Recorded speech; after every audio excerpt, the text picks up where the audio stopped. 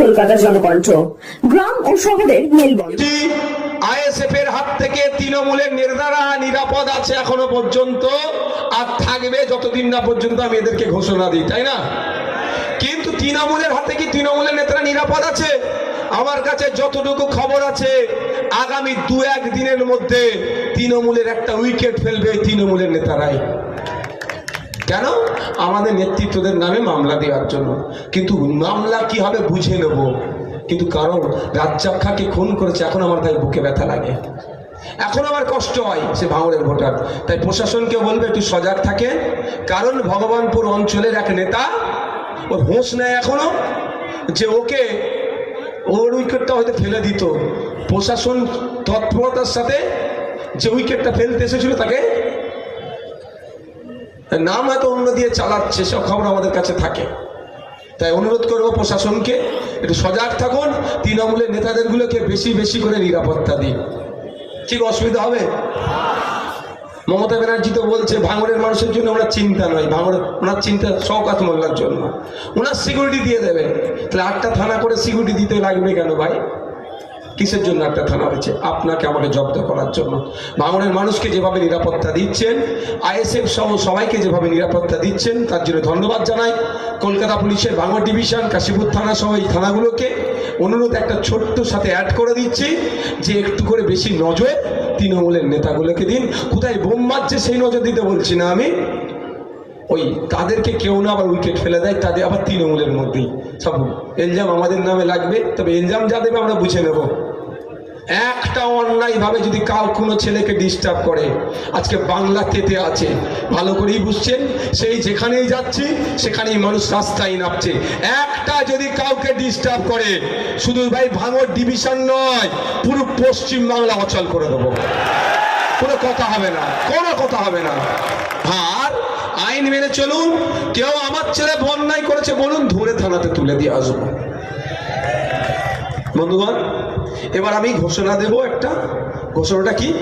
গতকালকে একটা কথা বলেছিল না, আমি নাকি 100 দিনের কাজের বা এই মর্মে কিচ্ছু ব্যবস্থা নিইনি। আমার হাতে একটা লেটারের কপি আছে। লেটারটা করেছি 19/12/2023 সালে করেছি। আপনার কি department of rural development and পঞ্চায়েতের রাজ, সেন্ট্রাল।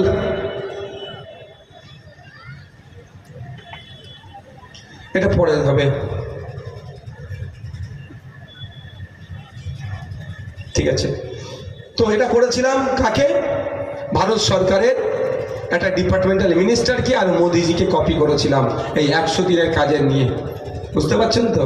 আমি এর আগে একবার কি বলেছিলাম, ভাঙড়ে একটা ইট থেকে একটা লাইট পর্যন্ত যদি পুঁতে ডেভেলপমেন্টের জন্য, ওটা জানবেন প্রথম ক্রেডিট যাচ্ছে ভাঙড়ের মানুষের জন্য, তারপরে নওশাদ সিদ্দিকীর ক্রেডিট বলেছিলাম তো। কারণ এমন কিছু জিনিস তো বলতে বাকি রাখিনি, সব বলে দিয়েছি, যেটাই করবে আমার বলা। ফিতে কাটা আমার দরকার ছিল, তার পরিবর্তে ক্যানিং পূর্ব থেকে এসে ফিতে কাটছে, ওতে আমার কিছু অসুবিধা হয় না। যাই দেখছে এই 2 নম্বর ব্লকের 1 নম্বর ব্লকের সংযোগ স্থাপনকারী ব্রিজটা, চণ্ডীহাটের ব্রিজটা, যা উন্নয়ন দেখছেন, আমি জোর গলায় বলছি, আজ থেকে বলছি না, এটা বিগত 15 থেকে 1 মাস ধরে বলছে কথা। ভাঙড়ে একটা ইট গাঁথা থেকে লাইট সহ যা ডেভেলপমেন্ট দেখছেন, সবটাই সব থেকে প্রথম ক্রেডিট যাদের হবে সেটা ভাঙড়ের ভোটার, যে যাকে যিনি আমাকে জিতিয়ে বিধানসভার মধ্যে পাঠিয়েছিল, আমি সেখানে আওয়াজ তুলেছিলাম। আর দ্বিতীয় ক্রেডিট আমার, আমি চিৎকার করেছিলাম। ফিতে কাটার দরকার ছিল আমার, তার পরিবর্তে অন্য কেউ ফিতে কাটছে, এতে আমার একটুও রাগ নয়। কারণ ভাঙড়ের মানুষের ডেভেলপ হলেই আমার ডেভেলপ, আমার জয়। আজকে এবার আমি ঘোষণা করি। তার আগে একটু ঘোষণা দেব, আমি দেখছি মিছিলে টিছিলে না অনেক বাচ্চারা আসছে, আমাদের নেতৃত্বদেরকে সজাগ থাকতে হবে। আর ফ্ল্যাগ নিয়ে ছুটছে, আমি দেখলে তাদেরকে তাড়া দিই, বলে ভাইজান, একবার আমি একটা মিছিলে আসছি, ভাইজান তোমার জন্য জান দিয়ে দেবো। এতটুকু বাচ্চা, আমি যা ঘরে যে পড়তে বস, আমি তাড়া দেবো, যা ঘরে গিয়ে পড়, এখন 18 বছর পরে তার সাথে দেখা হবে। আমি অনুরোধ করছি, বাচ্চা কাচ্চা যারা হয় যতটা পারবেন আটকাবেন, যতটা পারবেন আটকাবেন, তাদের হাতে ফ্ল্যাট দেবেন না, বোঝানোর চেষ্টা করবেন তোমরা পড়াশোনা করো, পড়াশোনা করো, পড়াশোনা করো। এটা অনুরোধ করছি। আমরা মডেল বানাবো ভাঙড়কে, ভাঙড় পথ দেখাবে বাংলাকে। হ্যাঁ, এটা রাজনৈতিক মঞ্চ থেকে এই বক্তব্যগুলি দিতে হবে, আগে আত্মসমালোচনা করতে হবে, আর নাহলে কি হবে। গতকাল একটা যে উত্তর দিয়ে এসেছি, আমার বাড়ির ছাদে নাকি বোম ছিল, উনি নাকি পুলিশকে আটকেছেন, তাই অন্যায়কে প্রশ্রয় দিচ্ছে, আমরা অন্যায়কে প্রশ্রয় দিই না। এবার আসা যাক আসল ঘোষণা। ঘোষণা এটাই, একজন বিধায়ক 5 বছরে কত টাকার কাজ করতে পারে ডাইরেক্ট। কিন্তু 5 বছরে আগে ছিল 3 কোটি টাকা, এখন 3.5 কোটি হয়েছে।